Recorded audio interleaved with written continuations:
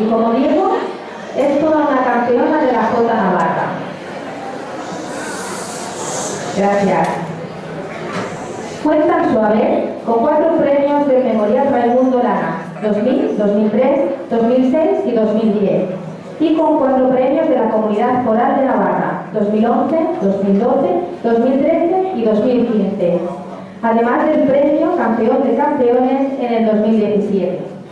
Es directora y profesora de las escuelas de Jota Navarra de Ribaforada, Buñuel y Murchante. En su faceta como cantadora de jota aragonesa ha conseguido premios como solista en Tarazona, Tauste, Ejea de los Caballeros y Pinsolo, además de primeros premios a dúos con su compañero Diego. Hoy, Diego y María cultivan su afición a la jota aragonesa y desarrollan su aprendizaje en la misma en la escuela de Beatriz Bernat, por quien profesan una gran admiración y cariño.